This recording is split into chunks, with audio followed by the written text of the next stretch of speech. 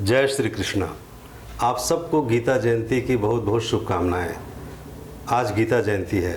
आज ही के दिन यानी मोक्षदा एकादशी के दिन भगवान श्री कृष्ण चंद्र जी ने समर क्षेत्र में विषादग्रस्त अर्जुन को गीता का संदेश दिया था।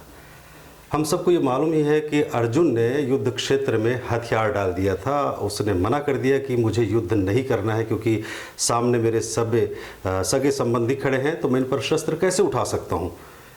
तो भगवान श्री कृष्ण चंद्र जी ने गीता के माध्यम से जो संदेश अर्जुन को प्रदान किया, आज वही संदेश हम सब के लिए प्रासंगिक है। हम सभी आज संसार सागर में इस ढंग से निमग्न हो गए हैं कि हमें गीता के संदेश को आत्मसात करने की आवश्यकता है। हम सभी विषादग्रस्त हैं।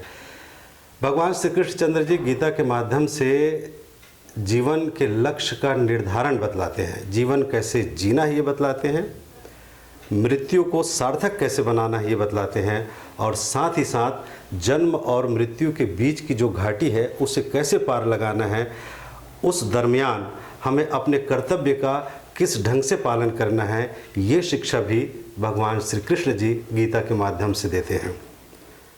आज मनुष्य अनेक प्रकार के विकारों से ग्रस्त है।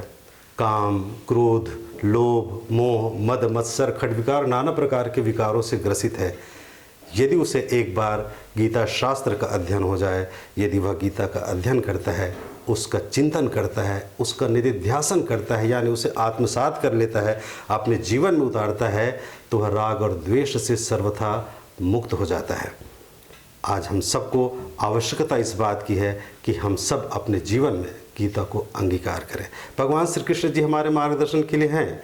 हमें आवश्यकता इस बात की है कि हम उनके शरण में जाएं। गीता में भी कहते भी हैं कि अनन्यास चिंतयन्तो माम ये जनाः पर्युपासते तेषाम नित्याभियुक्ता नाम योगक्षेमम वहाम्यहम्। यानी अनन्य चित्त से, अनन्य भाव से जो प्रेमी जन मेरा स्मरण करते हैं, मेरा चिंतन करते हैं, मुझे भजते हैं, मुझे अपनी तकलीफ़, अपनी समस्याएं बतलाते हैं, उनके समस्त योगक्षेम मैं प्राप्त कर लेता हूँ। तो जब भगवान श्री कृष्ण चंद्र जी, जिन्होंने अर्जुन को मार्गदर्शन दिया था और हमारी समस्त बाधाएं, समस्त विघ्न, समस्त कष्ट को हरने के लिए और हमें दिव्य मार्गदर्शन देने के लिए स्वयं भगवान श्री कृष्ण चंद्र जी हैं, तो हमें उनके शरण में जाना चाहिए।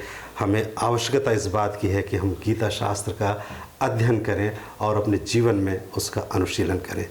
अंतिम श्लोक यानी भगवद गीता के 18वें अध्याय का अंतिम श्लोक बहुत आवश्यक है। उसमें लिखा हुआ है कि यत्र योगेश्वरः कृष्णो यत्र पार्थो धनुर्धरः तत्र श्रीर विजयो नीतिर्ध्रुवा भूतिर्मतिर्मम।